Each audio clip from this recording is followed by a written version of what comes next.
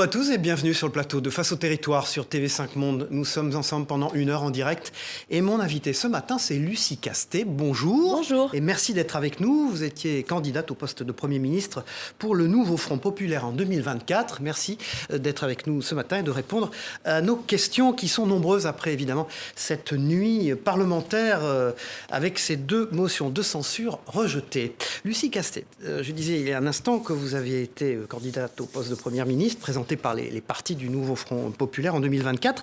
Est-ce que cette notoriété arrivée d'un coup, comme ça, ce phénomène médiatique et politique, a eu des conséquences sur vous? Est-ce que vous avez changé ?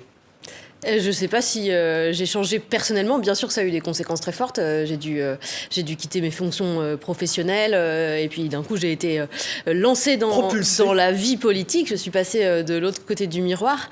Donc bien sûr ça a eu des conséquences sur ma vie personnelle, mais ça n'a pas eu de conséquences sur mes convictions très profondes, notamment mon engagement très fort en faveur des services publics. Oui, bien sûr que c'est violent. Ça l'est, on le constate. Bien sûr que c'est violent. L'exposition médiatique est très violente, bien sûr. Du jour au lendemain. Du jour au lendemain, même à la minute, à ce 19h 23 juillet. Bien sûr que c'est très fort, mais j'ai pas changé de conviction, d'idée et d'engagement. Alors la semaine dernière, nous recevions sur ce plateau Bernard Cazeneuve, l'ancien Premier ministre, qui était notre invité à votre place même. C'était jeudi dernier. Regardez ce qu'il nous a dit.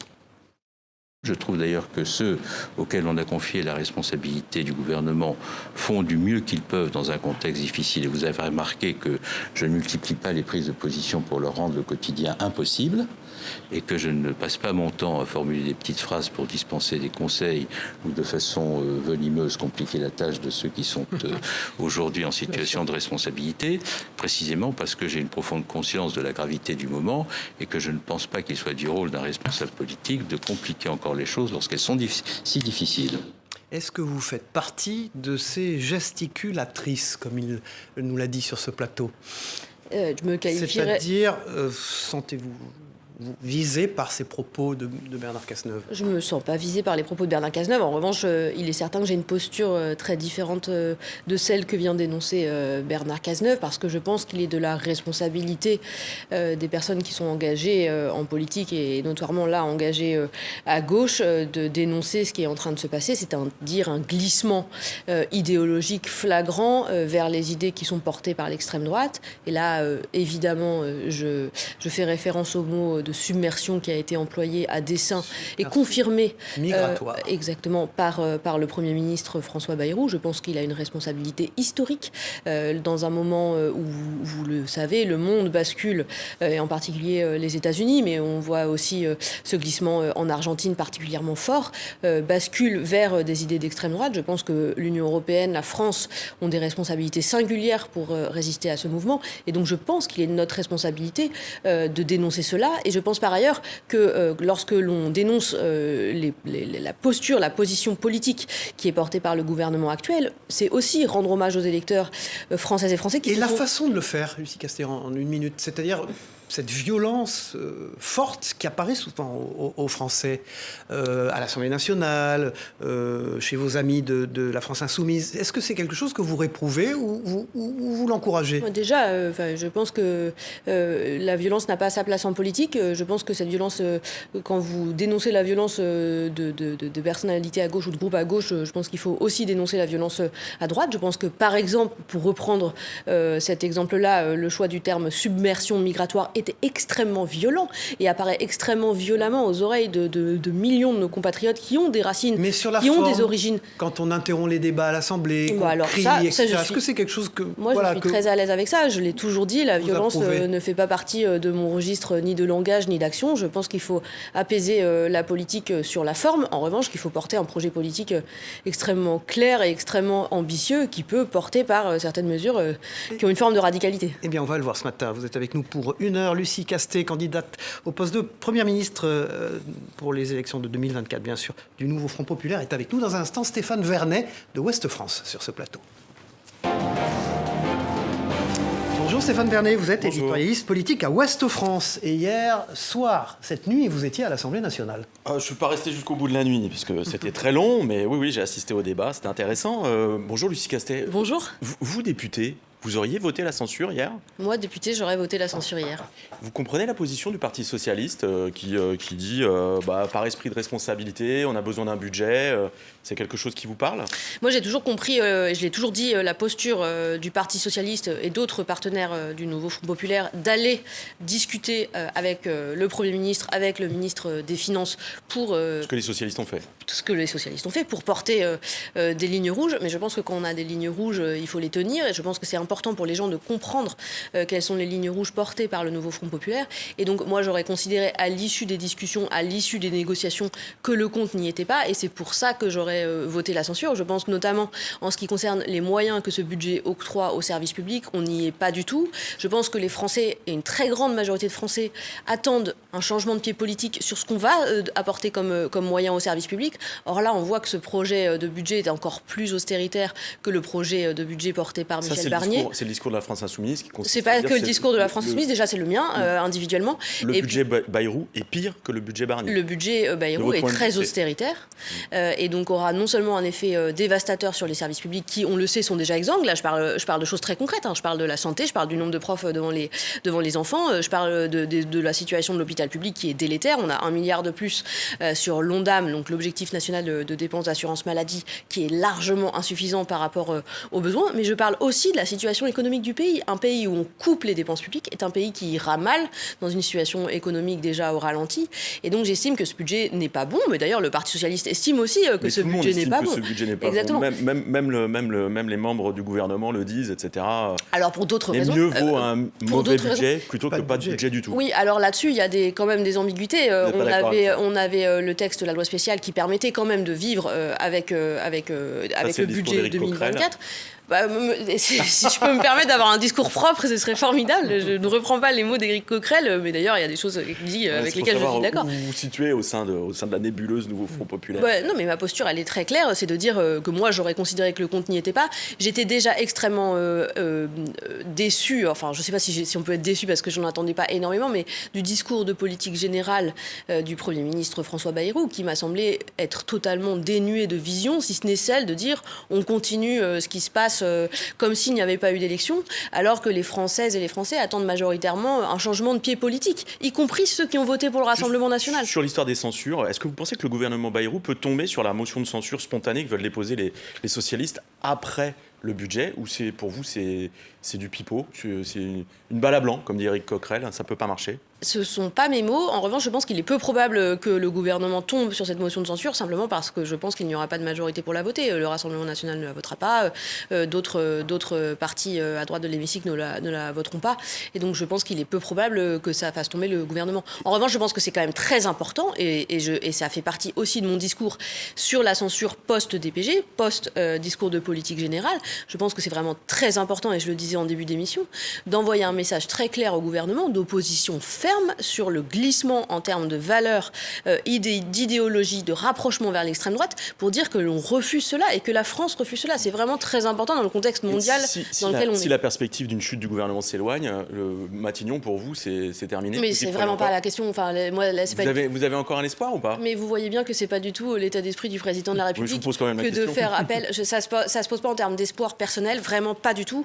L'heure est grave, donc j'en suis pas du tout dans à cette question-là. Et vous voyez bien que le président de la République a l'air déterminé à ne pas faire appel à la gauche pour gouverner ce pays.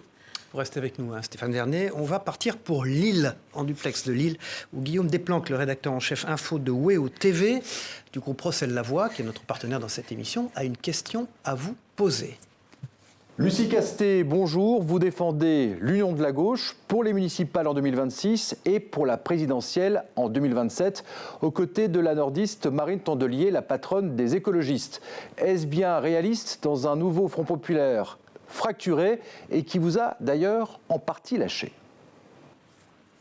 Alors, je pense qu'il est plus réaliste que jamais de défendre l'union de la gauche, tout simplement parce que c'est ce que le monde de gauche, les électeurs de la gauche attendent, et aussi beaucoup de militants des différents partis du nouveau Front populaire et d'autres mouvements, d'autres partis, et les membres de la société civile organisée, les citoyens, les militants, attendent cette union de la gauche. Et donc, je pense que c'est très important d'entendre cette attente, et c'est pour ça que moi, j'essaye d'œuvrer. Une gauche plurielle, c'est ça? À mon échelle, oui, bien sûr, une gauche plurielle, nouvelle, faite de beaucoup de divergences. Retour en arrière, mais là. aussi Back beaucoup to de the richesses. past. C'était Jean-Marc Ayrault. Ça n'a rien à voir avec un retour vers le passé. Je pense que l'union de la gauche est l'avenir de la gauche. Elle est encore possible, parce qu'elle est un peu compliquée. Je ne sais pas si vous avez entendu Jean-Luc Mélenchon hier en meeting près d'Angers. J'ai entendu, bien sûr. Ouais, il a excommunié publiquement le Parti socialiste en appelant ses militants, les insoumis, à se souvenir de la trahison du PS à toutes les élections à venir.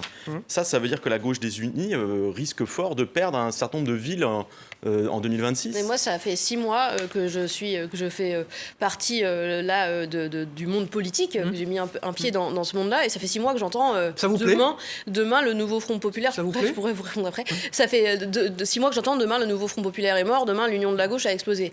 Mercredi dernier à Pantin, nous avons organisé un immense meeting où nous étions 1200 personnes. On a dû fermer les portes parce qu'il y avait trop de monde. Il y avait des représentants de toutes les forces des gauches sur la scène, et il y avait aussi énormément de représentants de la société civile et des citoyens ordinaires, des citoyens de gauche qui ont ressenti à ce moment-là, je crois, une sorte de souffle qu'on n'avait pas ressenti depuis cet été. Ça montre que la demande d'union de la gauche est encore très forte. Oui. Et je pense que l'union de la gauche ne se résume pas à l'union des partis.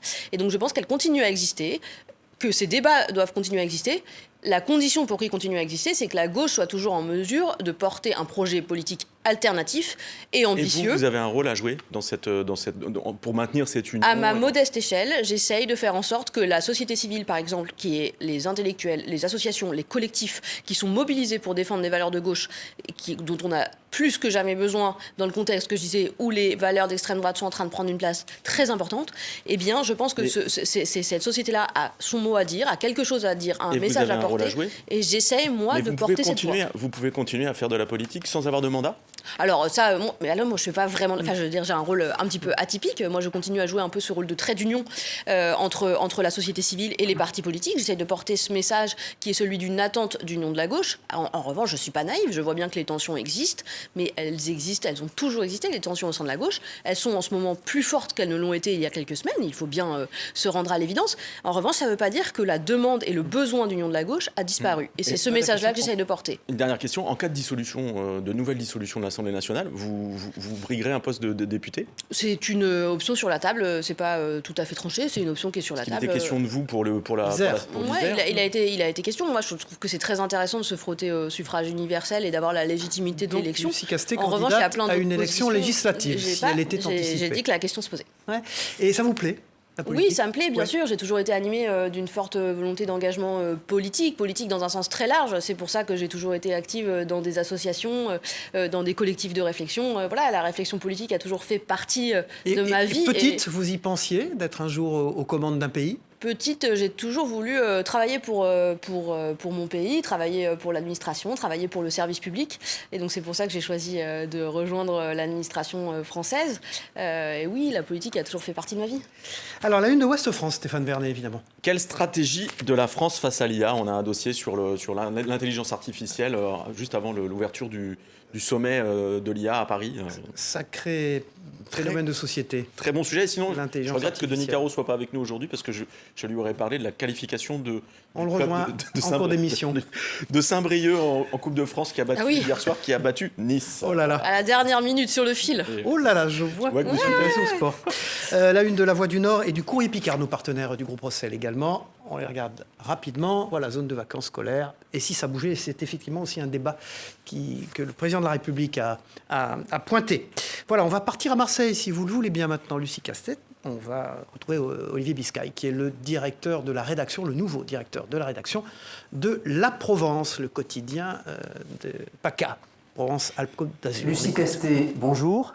Région, département, mairie, communauté de communes, communauté d'agglomération, les Français s'y perdent dans ce millefeuille administratif. Lequel de ces échelons faut-il supprimer ? C'est une réponse à laquelle on peut... Enfin, c'est une question à laquelle on ne peut pas répondre simplement. Alors, notamment dans les Bouches-du-Rhône, il y en a beaucoup d'échelons. Il y a aussi un échelon territorial maintenant qui a été rajouté il y a quelques années. Donc c'est vrai que les gens n'y comprennent plus grand-chose. À qui faut-il s'adresser ? Je pense que ce qui est vraiment important, c'est d'avoir une posture qui est cohérente. Et lorsqu'on appelle à la décentralisation, quand l'État dit « nous, on est pour décentraliser, on est pour donner davantage de responsabilités aux élus locaux », il faut être cohérent avec cette posture et leur donner les moyens de œuvrait dans ce sens. Or, aujourd'hui, on voit que Emmanuel Macron a réduit considérablement la capacité fiscale des collectivités territoriales, donc leur possibilité de lever l'impôt, et a réduit considérablement le lien entre l'activité économique dans les territoires et la possibilité de donner un lien et de financer les activités publiques dans ces territoires-là. C'est délétère pour les collectivités qui n'ont plus de moyens et qui ont du mal, du coup, à faire comprendre aux citoyens la manière dont ils peuvent œuvrer en leur faveur, et aussi qui ont une capacité à investir qui a été considérablement réduite. C'est encore plus le cas avec le projet de budget en cours de discussion, même si des correctifs ont été apportés à la marge. Et donc, ce qui me semble... Mais il n'y a pas trop de strates. Il y a probablement une difficulté de nos concitoyens à comprendre le rôle de chacun, et donc ça, il faut le clarifier. Mais je pense que le fait que l'État se repose énormément sur les collectivités territoriales, y compris pour des compétences qui ne sont pas censées être celles des collectivités territoriales. Je parle par exemple du rôle des collectivités territoriales qui a été pris pendant la crise du Covid. Les collectivités se sont beaucoup substituées à l'État. Elles le font encore, par exemple, en matière d'accueil des étrangers. Elles le font beaucoup en matière d'investissement public. Elles ont un rôle majeur, parfois au-delà des compétences qui sont les leurs. Je pense qu'il faut clarifier ça, et que si on souhaite leur donner davantage de compétences, il faut leur donner les moyens d'assumer ces compétences, et que ce soit lisible pour nos concitoyens. Olivier Biscay, depuis la rédaction de La Provence à Marseille, on l'écoute. Le président du conseil départemental de l'Hérault a décidé de mettre les acteurs de la culture au pain sec. Il a supprimé tous les budgets consacrés à la culture. A-t-il pris la bonne décision ? D'évidence, non. Je pense que c'est extrêmement important que les services publics locaux puissent continuer à vivre et à jouer leur rôle, notamment en faveur de la réduction des inégalités et là de l'accès à la culture pour tous. Simplement, on revient à la question que je posais précédemment. Je pense qu'il y a beaucoup de collectivités qui prennent des décisions drastiques parce qu'elles n'arrivent pas à boucler leur budget, et elles n'arrivent pas à boucler leur budget parce qu'elles n'ont plus la main sur des impôts locaux qui ont été supprimés, qui ont été remplacés par des dotations figées de la part de l'État aux collectivités territoriales, et lorsqu'elles n'ont plus la main, et alors elles réduisent les dépenses sur des compétences qui ne sont pas obligatoires, et c'est désastreux pour le lien social, c'est désastreux pour le service public du quotidien, qui est bien celui qui est assumé par les collectivités. La une de La Provence, notre partenaire d'En Face au Territoire. On la voit à l'instant, le centre bourse à bout de souffle. C'est une locale, donc Olivier Biscay, depuis Marseille, à la rédaction de La Provence. Voilà, dans un instant, Floréal Hernandez, le rédacteur en chef de 20 minutes, nous rejoint sur ce plateau. Merci Stéphane Vernet. Bonjour Floréal Hernandez. Bonjour. Bonjour. Lucie Castet, vous avez travaillé au cabinet d'Anne Hidalgo, vous avez aussi été directrice des finances et des achats de la ville de Paris. Alors avant d'éventuelles législatives anticipées, il y aura peut-être des municipales. Est-ce que c'est pas plutôt à Paris qu'on devrait vous retrouver politiquement ? Est-ce que vous allez vous engager en tant que candidate pour ces élections municipales, ou en tout cas être au soutien d'un ou d'une candidate qui se prépare ? Ça serait logique, il faut rappeler que vous vous êtes occupé des finances de la ville de Paris. Je me suis occupée des finances de la ville de Paris avec beaucoup de fierté et beaucoup d'attachement à cette ville.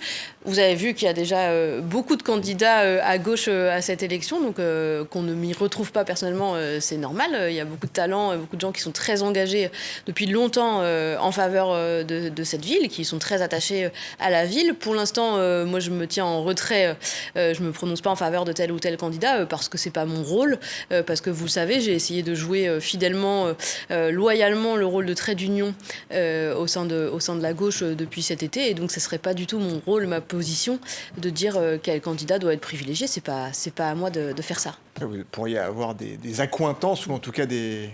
En réalité, je connais la plupart des candidats déclarés à gauche parce que j'ai travaillé avec eux, donc je les apprécie tous.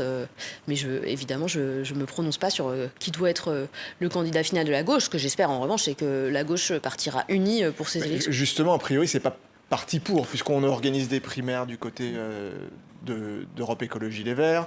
Il y a plusieurs candidats aussi du côté du PS. Le PCF a aussi annoncé son candidat. On ne sait pas pour l'instant du côté de LFI, mais l'union n'a pas été tout de suite décidée. L'union n'a pas été tout de suite décidée, mais je pense que la gauche est plus forte lorsqu'elle est unie, et qu'on n'est pas du tout dans une situation où il est inenvisageable d'avoir une union de la gauche. Même avec le NFP qui est en train de se dissoudre à l'Assemblée ? La route est encore longue, j'ai bon espoir. D'accord.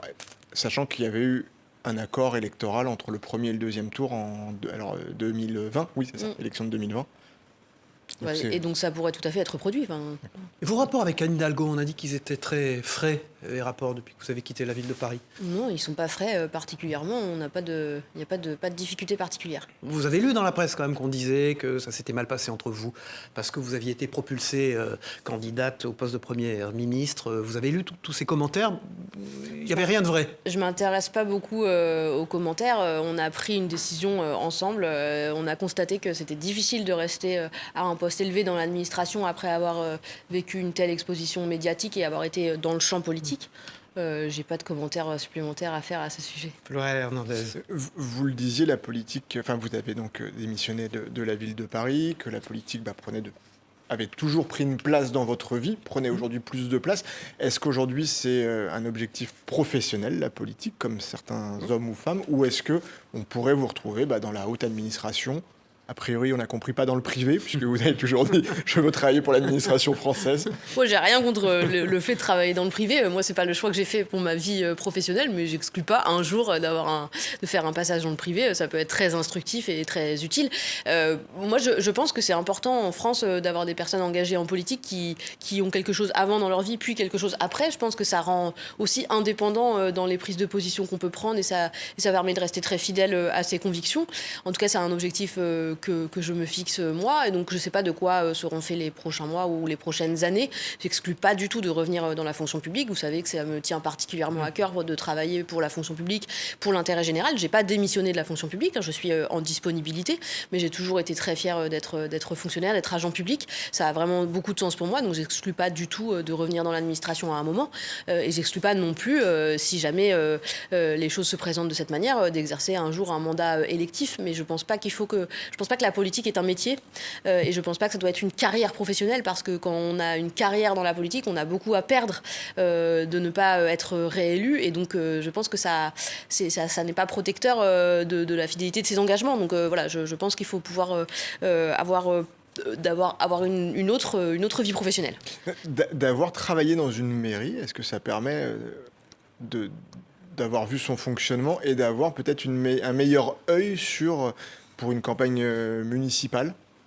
Ce qui est sûr, c'est que d'avoir travaillé dans une collectivité, alors la ville de Paris, c'est une collectivité un peu à part en France, parce que c'est immense, et puis vous le savez, c'est à la fois une commune et un département, donc ils exercent des compétences très larges par rapport à une commune moyenne en France. Donc ça donne un regard très important sur ce que peut faire une collectivité territoriale, et ça me permettait de répondre aussi à vos questions sur les moyens que l'on donne aux collectivités pour assumer leurs compétences et pour parfois assumer plus de compétences qu'on ne leur donne officiellement. Donc ça, oui, ça donne un angle et un regard particulier, et que je regrette vraiment pas d'avoir eu. Vous vous sentez solidaire du mandat d'Anne Hidalgo à la tête de la mairie de Paris, des mandats d'Anne Hidalgo, de son bilan? Est-ce que vous vous sentez solidaire de ça? En tant que vous avez été fonctionnaire, vous avez dirigé les finances de la ville, est-ce que vous vous sentez solidaire de ce qu'on dit aujourd'hui, de ce qu'a été son mandat?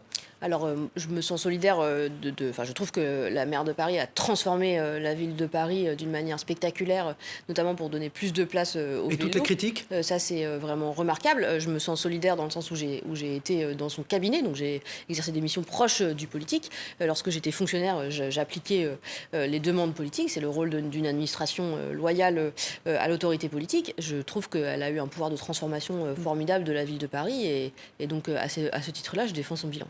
Son dernier pouvoir de transformation, c'est sur le boulevard périphérique. Donc en octobre, c'était passé à 50 km/h. Là, au 1er mars, il y aura la voie de gauche réservée au covoiturage, aux voitures, aux taxis et un certain nombre de transports. Vous validez ce choix fait? Je n'ai pas validé les choix qui sont faits. Que pensez-vous de ce choix? Je pense que ce qui permet de réduire la pollution est une bonne nouvelle. Ça permet de vous roulez en voiture? Non, je ne roule pas du tout en voiture. Voilà, c'est la raison pour laquelle vous allez dire ça. Mais oui, mais vous ne m'avez pas laissé ma phrase. Je roule à vélo, mais parce que j'habite sur le périphérique, c'est à Paris. raté. Non, c'est plutôt déconseillé.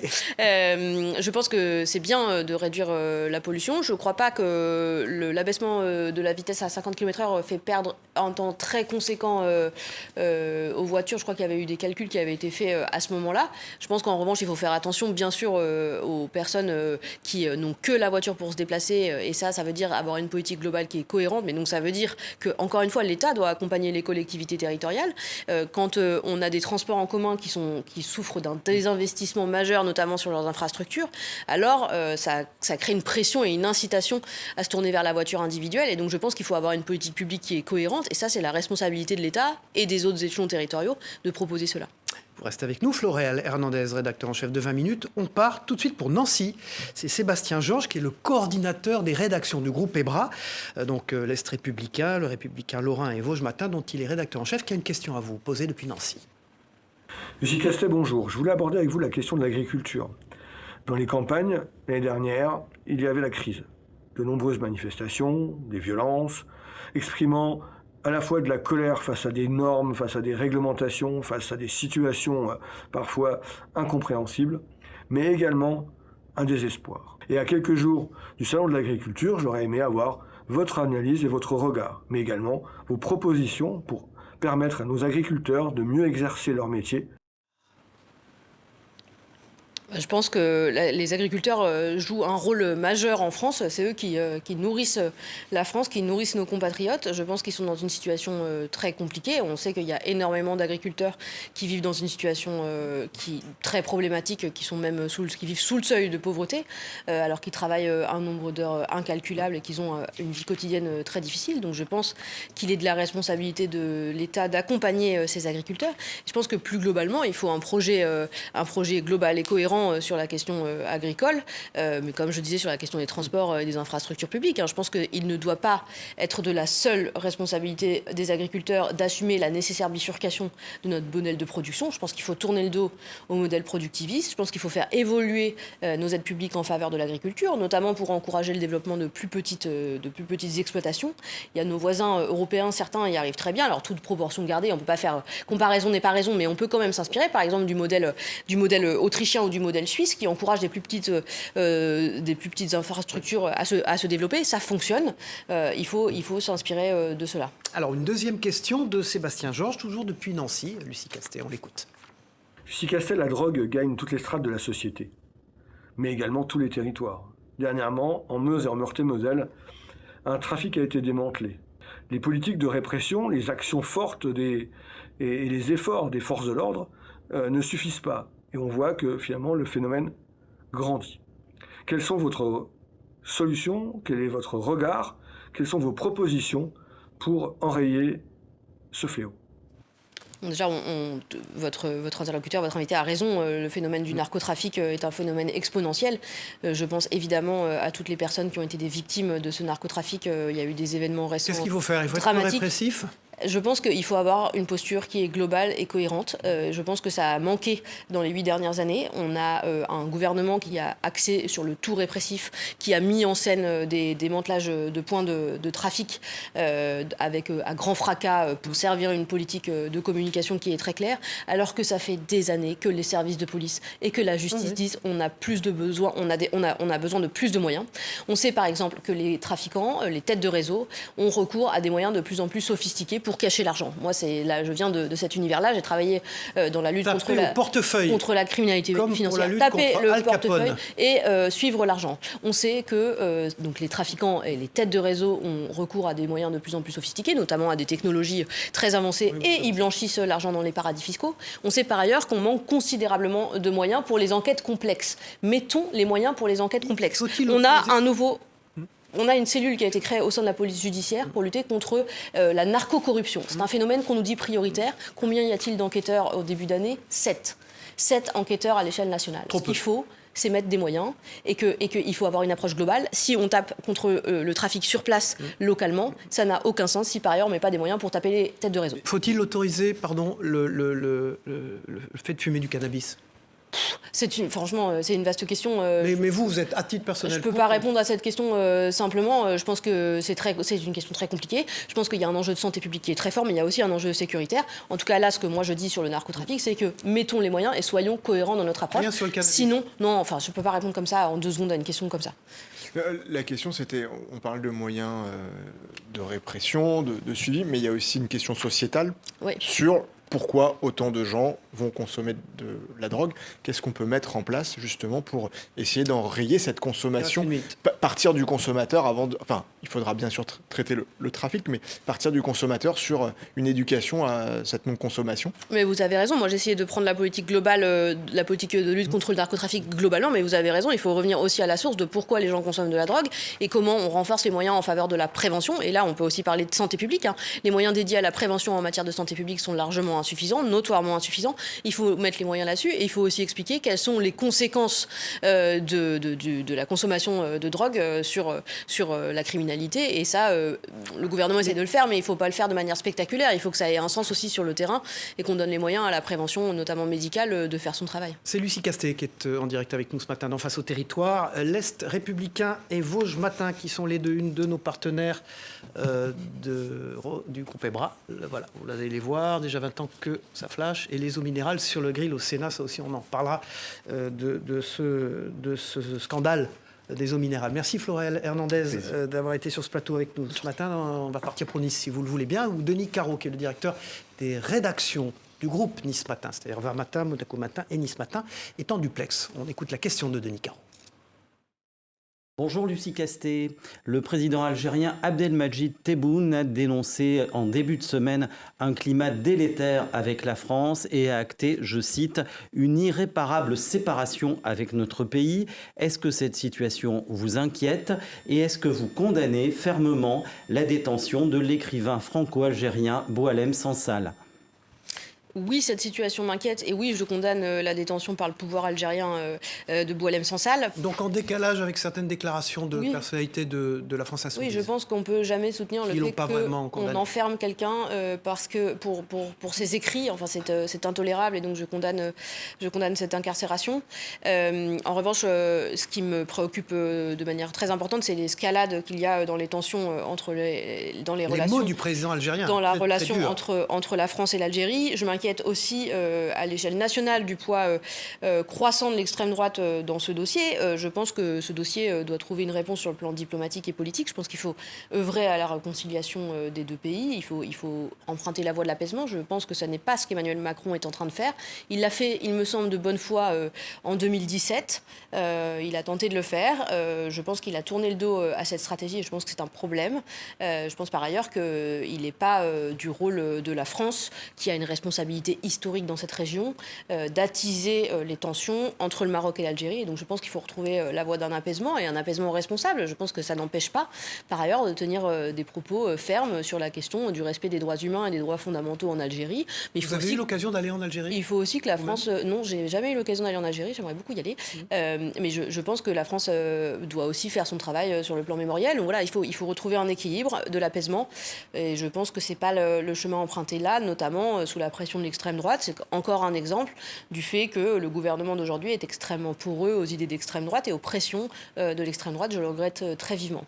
La une de Nice Matin, notre partenaire d'en Face au territoire.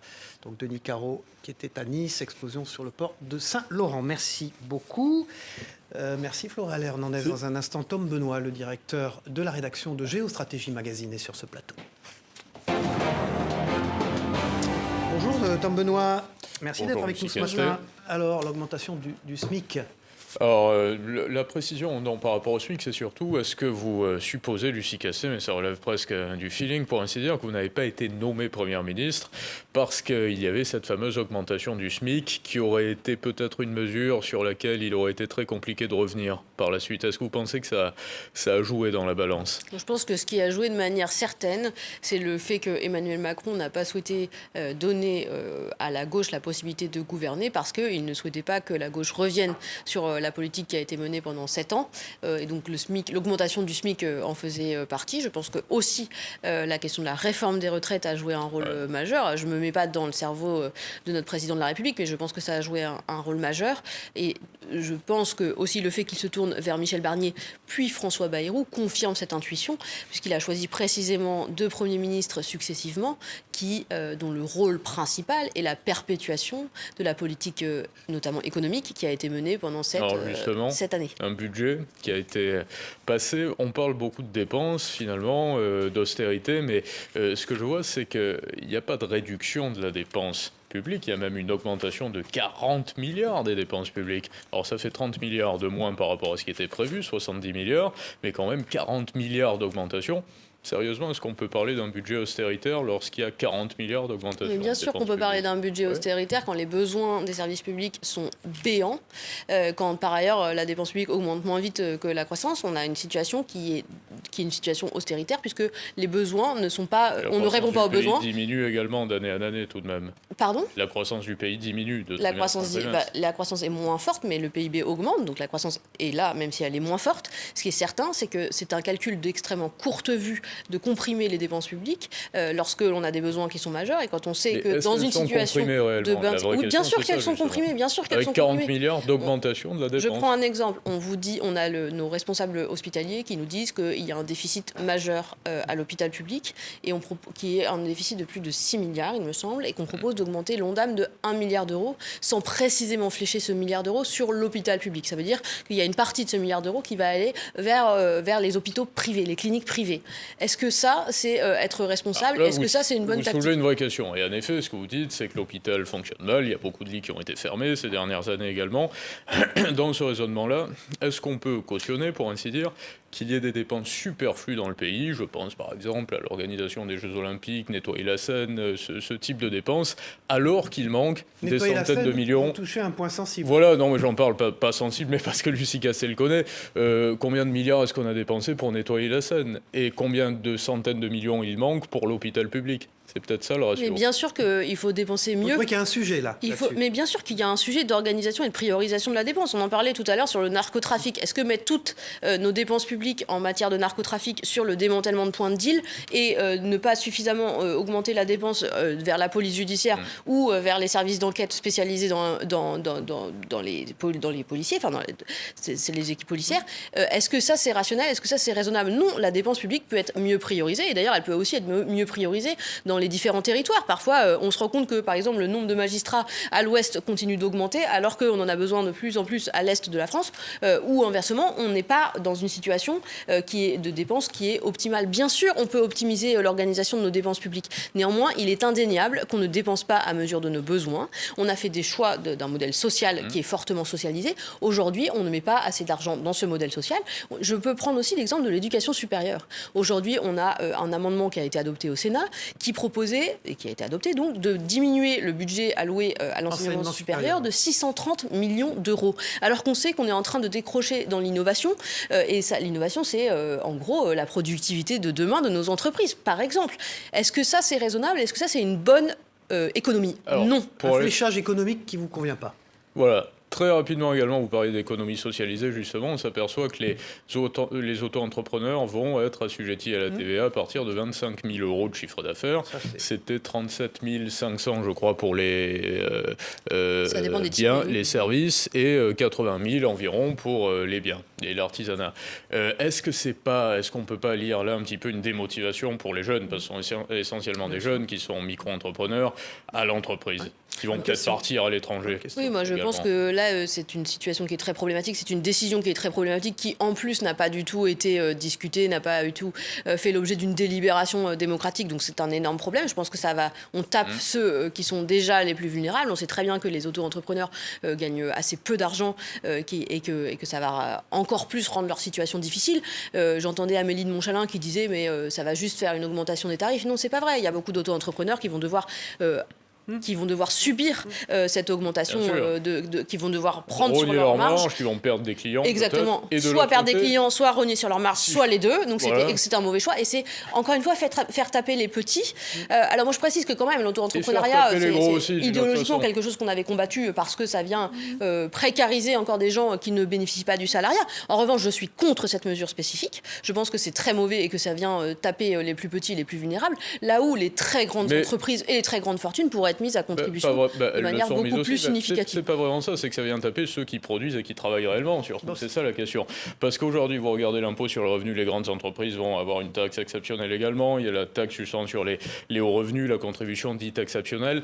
Aujourd'hui, 0,1% des plus riches de ce pays paient 13% de l'impôt sur le revenu en France. Donc on peut dire que les plus riches payent aussi. Non, mais bien sûr, il y a une distorsion. Pour Trump, peut-être. Il y a une distorsion de la fiscalité qui pèse beaucoup plus sur le travail que sur le capital, et je pense que c'est quelque chose auquel il faut s'attaquer. C'est extrêmement important, et ça donne un sentiment. Est-ce qu'il ne faut pas laisser les gens travailler également et pouvoir comme aux États-Unis justement, Mais non, mais il faut laisser les gens travailler. Il faut que les gens puissent payer les impôts à mesure de leur capacité contributive. C'est pas moi qui le dis, c'est la Constitution de notre pays. Et donc aujourd'hui, on se rend compte que les types de revenus ne sont pas du tout fiscalisés de la même manière en fonction de si c'est des revenus du travail ou des revenus du capital. Or, on sait que les gens qui sont les moins riches, d'ailleurs la majorité de la population, vivent quasi exclusivement, sinon exclusivement, des revenus du travail, qui sont plus taxés que les revenus du capital, qui en fait reviennent aux personnes qui sont les plus aisées. Et donc, il faut réparer cette injustice flagrante de notre système fiscal. Un dernier mot, puisque vous tiens. Il reste une minute, alors très vite. Sur Donald Trump, l'élection de Donald Trump, est-ce que vous pensez qu'il y a eu une forme de ras-le-bol, d'une forme de dérive, on va dire, wokiste, justement, que l'on qualifie régulièrement, qui a conduit à l'ascension de Donald Trump au pouvoir? Est-ce que les Américains en ont eu marre, justement, de certaines incohérences très d'une modernité woke? Non, moi je pense que la raison, c'est qu'on est dans une ère de post-vérité où on a fait entendre des choses, on a instrumentalisé des paniques morales, notamment autour de la question wokiste, qui est quand même, à mon sens, largement chimérique et qui est un non-phénomène. Je pense que le Parti démocrate n'a pas suffisamment parlé des questions économiques et sociales. Je pense qu'il faut aussi que le Parti démocrate fasse peut-être un retour sur cette campagne. Je pense qu'il est fondamental de lutter à chaque minute contre les idées racistes qui se diffusent aux États-Unis, mais comme en Europe et en France. Mais il faut aussi, bien sûr, les idées portées par Donald Trump sont racistes. Enfin, ce qui se passe sur les sujets migratoires c'est extrêmement préoccupant, et il porte aussi des idées qui sont misogynes. C'est fort ce que vous dites, parce que la misogynie, le racisme, c'est assez fort. Il porte un discours qui véhicule des idées racistes et misogynes. Je pense que c'est incontestable. Ça vous aurait plu, Kamala Harris au pouvoir, à la Maison-Blanche? Bien sûr que j'aurais préféré Kamala Harris à Donald Trump à la Maison-Blanche. Géostratégie Magazine, c'est pas une, c'est un site, bien sûr. Absolument, donc d'un système international à l'autre, et c'est une longue tribune, un long dossier qui a été signé par Patrick Pascal, ancien ambassadeur du Turkménistan. Et Tom Benoît, d'accord avec Lucie Castet, c'était quand même une exclusivité dans cette émission sur ces sujets économiques. Le 15 février prochain, à 8h30, une émission spéciale de Territoire de France sur l'or, avec une interview exclusive, il est rare à la télévision, que vous avez faite, de Jean-Claude Trichet, l'ancien gouverneur de la Banque de France. Absolument, qui est brillantissime, Jean-Claude Trichet, l'ancien président de la BCE, et Étienne Dargent également, président de Or.fr. Voilà, donc on rappelle aux téléspectateurs, le 15 février à 8h30, c'est un samedi, ce spécial Or, avec Jean-Claude Trichet. Merci Tom Benoît. Merci à vous. On part, si vous le voulez bien, aux Antilles maintenant. C'est Lucie Castet, notre invitée, dans Face au territoire ce matin, en direct. Et on part retrouver Cyril Boutier, qui est directeur éditorial de France Antilles, notre partenaire, qui a une question à vous poser depuis Fort-de-France. On l'écoute. Bonjour Lucie Castet. La semaine dernière, l'Assemblée nationale a voté à l'unanimité une proposition de loi socialiste visant à lutter contre la vie chère dans les Outre-mer. Le texte prévoit notamment d'encadrer les marges des distributeurs. Est-ce que pour vous, c'est suffisant ? Je pense que c'est un bon premier pas. Je pense que c'est fondamental de mettre ce sujet à l'ordre du jour des travaux de nos parlementaires. Tous les départements et territoires d'outre-mer disent la même chose. Mais bien sûr. Ils sont tous, alors qu'ils sont les uns dans le Pacifique, mais vous savez, les autres dans l'océan Indien, les troisièmes dans l'océan Atlantique. Tout le monde dit la même chose. Le taux de pauvreté dans les territoires d'outre-mer, le taux de pauvreté monétaire dans les territoires d'outre-mer est 2 à 4 fois plus élevé que le taux de pauvreté dans l'Hexagone. Et vous êtes d'accord avec Manuel Valls, le nouveau ministre d'État chargé des départements et territoires d'outre-mer, qui pensent que les Outre-mer sont une formidable chance pour le pays. Mais bien sûr, les territoires d'outre-mer sont une formidable chance pour notre pays. Je pense que les citoyens d'outre-mer ne sont pas des citoyens de seconde zone, que parfois ils ont été traités comme tels et qu'il est absolument fondamental de s'atteler à cette question. Là, on qu'un ancien Premier ministre prenne en charge ce secteur-là. C'est bien qu'il fait que Manuel Valls ait été nommé, ça ne vous pose pas de problème? Moi, j'ai des désaccords très profonds avec Manuel Valls et avec son bilan en tant que Premier ministre, donc je ne me prononce pas sur la nomination spécifique de Manuel Valls, avec lequel, encore une fois, j'ai des désaccords profonds. En revanche, je pense qu'il est fondamental les textes sont votés, vous avez vu, à une grande unanimité. De mettre la question de l'outre-mer au cœur des débats en France. Je pense que c'est vraiment un sujet extrêmement important. Je pense que les territoires d'outre-mer et nos compatriotes outre-mer subissent des injustices qui sont flagrantes et parfois un retrait de l'État qu'il faut dénoncer et qu'il faut combattre.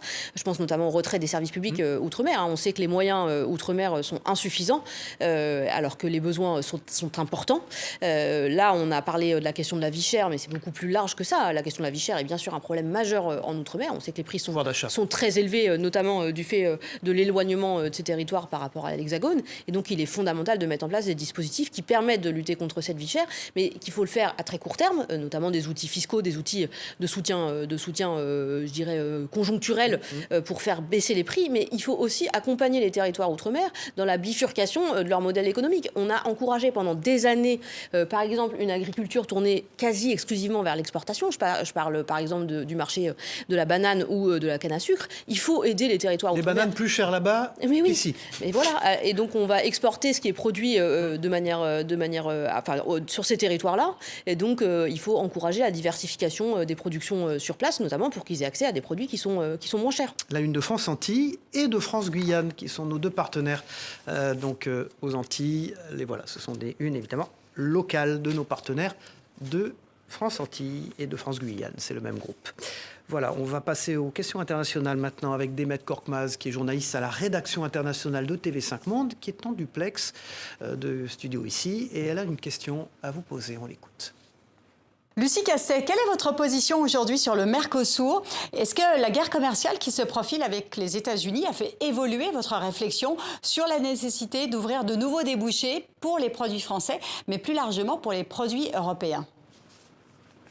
Je pense que ce qui rendait inacceptable l'accord du Mercosur avant les prises de parole de Trump sur la question tarifaire existe toujours. C'est-à-dire qu'on a toujours des risques d'avoir des produits qui arrivent sur le marché français qui ne sont pas conformes aux dispositifs, aux réglementations européennes, notamment en matière sanitaire. C'est quand même très préoccupant. On a un accord qui est totalement insatisfaisant sur la question des risques liés à la déforestation. On a toujours une situation de commerce déloyal vis-à-vis de nos agriculteurs. On en parlait tout à l'heure. Ça fait partie aussi de la difficulté pour nos agriculteurs, c'est qu'on a de déferlement de produits qui sont moins chers sur les marchés européens alors que les agriculteurs produisent en France. Tous ces problèmes-là, qui sont majeurs avec l'accord du Mercosur, restent pleinement existants. Je pense que les annonces de Donald Trump sur la politique tarifaire des États-Unis va créer une forme de pression pour les pays sud-américains, notamment le Brésil, pour chercher d'autres débouchés à l'exportation que les débouchés américains. Et donc, ça accroît la pression sur ces pays. Et il faut que l'Union européenne en prenne acte et en tire aussi bénéfice. Il faut que l'Union européenne tienne bon. Et je pense par ailleurs qu'il y a une difficulté liée au processus européen lorsque von der Leyen s'affranchit de la posture de certains États européens sur cette question qui est quand même majeure pour leur avenir. Je crois qu'on a une deuxième question de Demet Korkmaz depuis le studio de TV5 Monde à Paris. Enfin, concernant le scandale des eaux minérales de Nestlé, les dernières révélations de nos confrères laissent à penser qu'il y a eu une connivence jusqu'au plus haut sommet de l'État. Quel est votre sentiment à ce sujet ? Si la connivence est établie, je pense qu'il faut laisser faire son travail à la commission d'enquête parlementaire et à la justice si elle est saisie dans un second temps. Il me semble que ce n'est pas encore le cas à l'heure où l'on se parle. Si cette connivence est établie, c'est extrêmement problématique. Je pense que c'est... Alors, il n'y a pas de risque, sauf à ce que vous me contredisiez sur ce point, il n'y a pas de risque sanitaire pour nos concitoyens. Mais en revanche, si cette connivence est établie, elle est problématique parce qu'il s'agirait à bas bruit de faire des concessions pour pouvoir permettre à Nestlé de commercialiser commercialiser ces eaux. Je pense que c'est extrêmement problématique et ça s'inscrit dans un phénomène quand même de porosité des intérêts privés dans la défense de l'intérêt général que moi je combats depuis toujours et qui me semble extrêmement important de régler parce que il n'est pas acceptable que l'intérêt général soit aux mains d'intérêts privés. On peut la consommer sans risque, l'eau de la ville de Paris, vous qui avez été en charge des finances de la ville de Paris. Moi, je bois l'eau de la ville de Paris buvez chaque jour. Voilà. Je risque rien. Sûr. J'en sais rien. Vous n'en savez rien. Ça me rassure pas. Lucie Castet, merci d'avoir été notre invitée. Dernier mot un peu sur les personnalités politiques qui vous entourent, qui vous ont parrainé. Est-ce que les excès de Jean-Luc Mélenchon vous posent parfois problème ? Vous qui avez qui êtes, on l'a vu, relativement modéré sur beaucoup de questions. Est-ce que vous êtes plutôt dans cet ensemble de gauche tendance Olivier Faure ou plutôt fidèle à Jean-Luc Mélenchon qui aussi vous a porté lorsque vous étiez candidate au poste de Matignon après les élections législatives de 2024 ? Comment vous jugez cette différence à la fois de personnalité et de positionnement ? Moi, je me définis pas. Mais c'est important, les gens aujourd'hui à gauche. Non, mais attendez, je vais vous répondre. Je me définis pas en fonction des personnes qui m'ont donné la légitimité de la désignation et je les en remercie. Je me définis par rapport à mes idées. Oui, je suis modérée sur la forme. Je pense qu'il est très important pour pouvoir avoir des débats politiques sereins d'être modéré sur la forme et de rejeter toute forme de violence. Je l'ai déjà dit. Je pense qu'on ne peut pas reprocher à nos adversaires politiques la violence. Je pense que l'extrême droite fait preuve très régulièrement d'une grande violence. Qui est souvent... Et donc, je pense qu'il faut rejeter toute forme de violence en politique. En revanche, je pense qu'il faut avoir un discours politique qui est extrêmement ambitieux sur le fond. Et je pense que le programme de rupture qui a été proposé par le nouveau Front populaire était bienvenu, était pertinent et le demeure. Et donc, je pense que là-dessus, j'ai aucun problème à me définir sur ce plan et je me définis pas par rapport à des individus. Rétroactivement, c'était censé de vouloir prétendre à diriger le pays depuis Matignon. Mais bien sûr, enfin, c'était la fidélité au résultat des élections. Le nouveau populaire est arrivé avec une courte majorité en tête des élections législatives, sans majorité absolue, mais avec une majorité relative. Et le respect vous n'avez des pas eu de institutions... doute personnel un matin. Mais bien vous vous sûr. réveillez, vous vous dites, voilà, on me propose d'être la candidate du nouveau Front populaire à Matignon. Est-ce que j'en suis capable ? Mais vous savez, Gabriel Attal s'est posé la question avant d'être nommé. Au moment où il était nommé par Emmanuel Macron. À un moment donné, on doit sans doute se dire, est-ce que j'en suis capable ? Est-ce que vous vous dites, est-ce que j'en suis capable ? Mais c'est bien sûr. Vu votre parcours, bien sûr. C'est bien sûr une question que je me suis posée. Il faut absolument toujours douter dans la vie. Et quand la tâche est si grande, avec une situation en plus de crise politique créée par le président de la République, bien sûr que je me suis Mais vous vous en sentiez question. capable ? Je m'en sentais capable parce que j'étais entourée d'une équipe, parce que quand on est Premier ministre, on s'entoure d'une équipe gouvernementale compétente. Et d'ailleurs, je pense qu'il faudrait que Emmanuel Macron fasse davantage cela, c'est-à-dire avoir une direction collégiale. Je pense que c'est ce que j'aurais fait, c'était mon intention. Et donc, c'était une tâche Des immense. contacts avec Emmanuel Macron depuis ? Non. Aucun ? Aucun. Et aucun avec aucun membre de l'entourage présidentiel ? Aucun contact avec Emmanuel Macron. Et quand vous l'avez vu avec les autres du nouveau Front populaire, ça s'était passé comment, le contact personnel entre vous ? La conversation a été très urbaine et très respectueuse. Ça s'est très bien passé, mais je pense que c'est pas là que ça se joue. On en a parlé tout à l'heure. Manifestement, Emmanuel Macron avait comme idée principale... Il n'y aurait pas eu de problème personnel entre le Premier ministre et le Président si vous aviez été nommé Première ministre ? Non. Merci. Lucie Castet, d'avoir été notre invitée. On souhaitait vous avoir depuis de longues semaines. Merci à vous et merci à Sonia, votre communicante, qui a permis que vous soyez en direct sur ce plateau. Merci à vous. La semaine prochaine, une autre femme sera à votre place. Il s'agit de Marisol Touraine, qui avait été en charge des questions évidemment de santé, de retraite, dans le gouvernement de François Hollande. De Manuel Valls et de François Hollande. Merci à vous d'avoir été notre invité. On se retrouve la semaine prochaine pour Face au territoire. La journée continue sur TV5 Monde. Au revoir à tous.